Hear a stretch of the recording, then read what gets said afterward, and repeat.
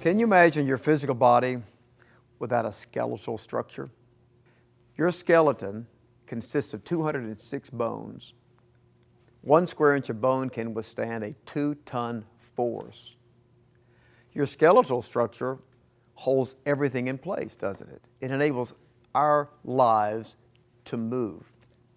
The skeletal structure is crucial to us accomplishing everything that we accomplish in life. You could have all the other parts of the body.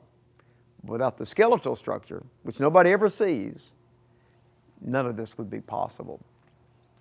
Did you know that working out, like weightlifting and running, increases the blood flow and it builds the bone density? That's one of the reasons weightlifting is so important. It not only is affecting the muscles, which make them stronger, they hold up the skeletal structure. Without the weightlifting, over time, the muscles atrophy and the skeletal structure droops. And that's what we call osteoporosis. So a person who's walking straight and erect and powerful, but over time, if the muscles weaken and the bones get fragile, the body begins to droop over. And that's what happens to churches. They have spiritual osteoporosis because their skeletal structure, the organization, is weak. And that's what we want to talk about, the organization of a church. Just like the skeletal structure. You don't see it, it's behind the scenes. It's not like the music or the preaching or the ministries or the facilities. You can't see it. And yet, the organization of your church and mine is what holds everything together. It may not sound like an exciting part of ministry, but without it, our ministries can't flourish at all.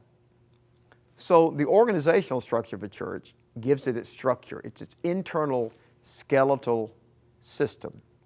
And it's important to keep it healthy, just like it is to keep the physical bones healthy. It's vital to keep that organization healthy as well. So how do you build an organization that works? Well, you start with a simple organizational flow chart.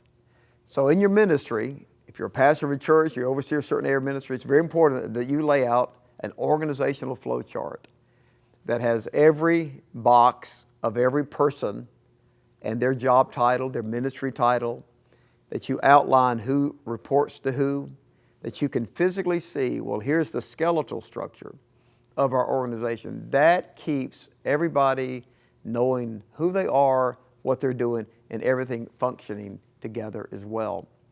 Every job in the church, every person you hire needs a written job description that they buy into at the moment of employment, that is used to review them. At times it needs to change, but it should always change in a dialogue with them.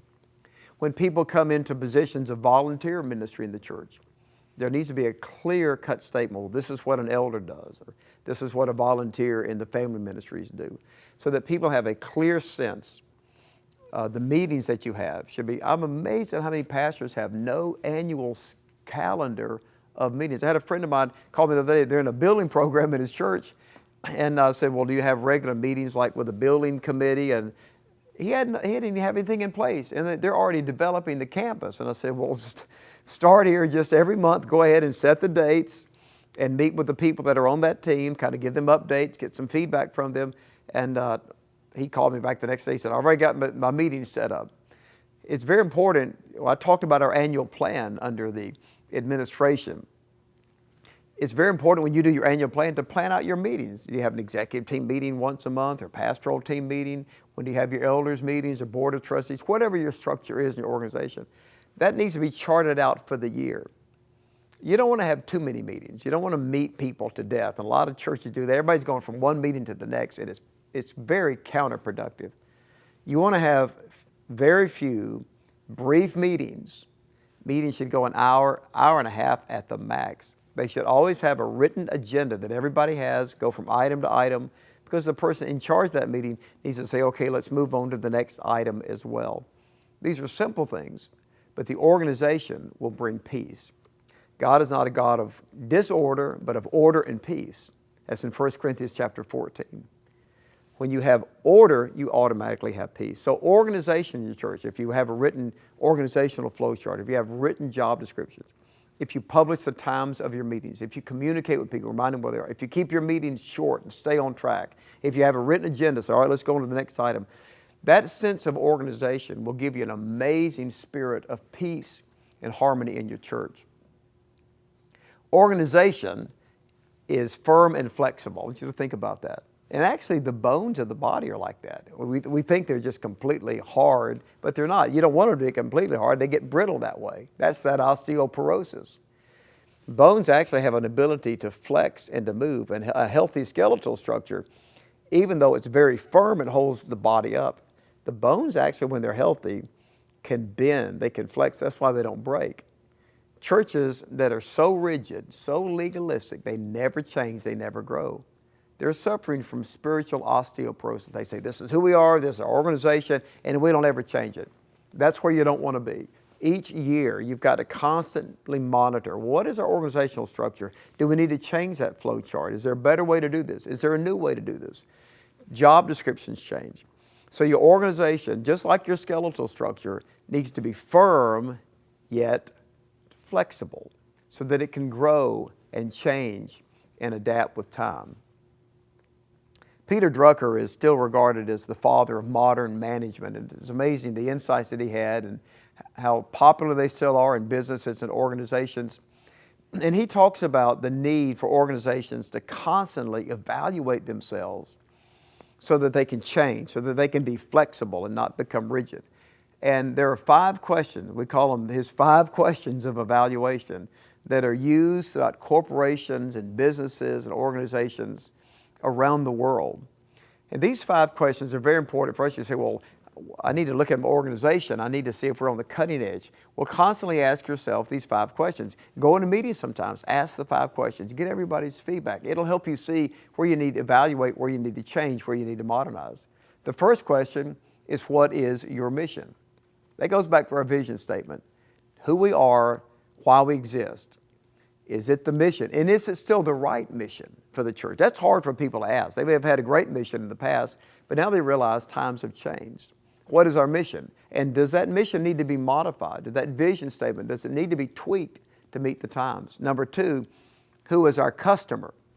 Well, we're not a business, we're a church, but we are taking care of people. We need to know, well, who are our people? Why are they coming to the church? The third question, what does the customer value? So in ministry, what do the people value when they come to the church? What types of ministry do they value?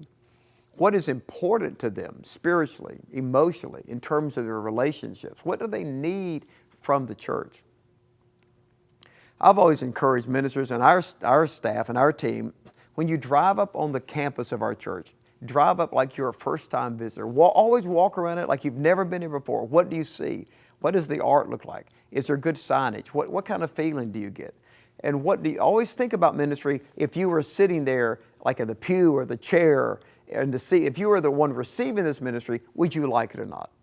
Would you even want to go to the church you pastor? That's a good way to ask the question. And I find some people are stuck in the church. They're doing the ministry, but they don't really like it. You want a ministry where your vision is being fulfilled. And if you will begin to think in terms not of being a pastor or being a staff member or being a leader in the church, always think of yourself as the parishioner, as the customer, as the person just coming to church to receive. And that will help you shape the type of ministry that you need to be doing to meet and to minister to their needs. The fourth question is, what results do you seek? That goes back to what we talked about early in vision. What are the outcome goals? What do you want to achieve in ministry? Are you clear about those things in your organization? Not just going through the routines and not going through the process. I find that it's easy in church, and I've seen this in denominations. They just get caught up in the process, a lot like Congress does, or politicians. They just keep going through the process, and then we get frustrated because they're not getting anything done, right? The same happens in churches. We go to meetings, we talk about things, we process things, but nothing ever gets done or implemented. Always think about results. Measure your church, your ministry by the results, by what you produce. The process is irrelevant. The product is what's important. Jesus said in John 15:16, bring forth fruit that will last. So the measurement of our ministry is in what results you are getting You can make all the changes you want to make. You can implement all the new ministries you want to implement. But if you're not getting the desired results of people accepting the Lord as their Savior, of people growing in grace, of people getting ministered to, of people getting more active in service, then what was the point of doing all those ministries and launching those new endeavors? So what results do you seek? Always be clear on the results. Review them. Are these still the things that we're looking for in our life? And then finally, what is our plan? And that's why I talked to you about the importance of an annual plan, of writing out your plan, your goals for the next year and staying on track. Well, those 5 questions by Peter Drucker help us keep the organization flexible so that it can grow and change and adapt with the needs. The needs of the church in the world and the community today are different than they were in the past. And it's very important that your skeletal structure, your organizational structure, does not become brittle and rigid. That is spiritual osteoporosis. We want to stay firm, we want to be very organized, but we want to be flexible in that organization and allow it to change. And there's a final way that we can evaluate what we're doing in ministry. And I think that's so important if we're going to grow and change and have an organization that works. You got to evaluate. I want to give you Jesus' evaluation of ministry that we can all use. I've always used this with our staff, and I just discovered it reading my Bible one day, and the Lord showed me how that applies to the organizational structure of a church. It's the allegory of the vine and the branches. In John chapter 15, I'm the vine, you are the branches. It's an allegory because it has several applications. The difference of an allegory and a parable is that a parable has one lesson. An allegory contains many lessons. And so this one is full of amazing lessons. He gives us 3 ways to evaluate our ministry. He says, any branch in me that brings forth fruit, my Father prunes it so that it can bring forth more fruit. That's the principle of elimination. You say, how can my organization grow? Eliminate things that aren't working anymore.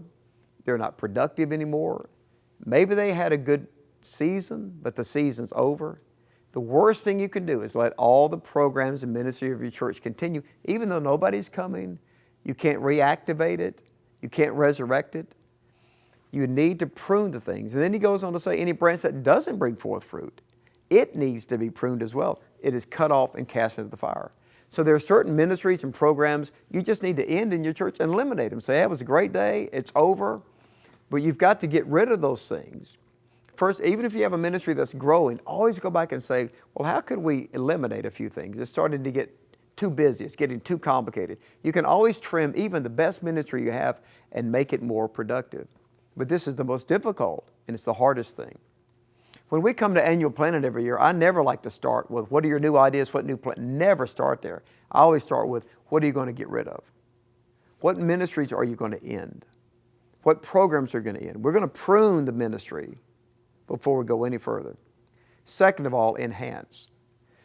If you have something in the church that's growing, you want to nurture it more. The ministries that are working, you say, well, let's pour more resources there. Maybe we need to hire another staff person to grow. The ministries that are growing, that are meeting people's needs, that are current with what people are going through, those are the ones where you want to put the resources. They're the ones that you want to promote in the life of the church. Those are the ones that when you want to put more of that money in the budget, you put those in the ministries that are growing. So you enhance them and you make them grow even more. And then finally, you expand. You say, well, there's something we're not doing. But we believe that if we were to start doing this ministry, it would help us reach the results that we seek of fulfilling the commission of Jesus. So then you expand your ministry and you start doing new things. And I always go in that order. I never start with expanding anything new. What can we get rid of? What can we cut out of the budget? What can we cut out of the programs? What can we cut out of the ministry? What can we cut out of the personnel? Second of all, what's working? And we want to put more into it to grow it to its maximum. And third of all, what do we want to expand? Go into new areas, new horizons of ministry. Organization. It may not be nearly as exciting as talking about in ministry as preaching and teaching and outreach and missions and music, but it is the skeletal structure that holds up everything in your church and your ministry.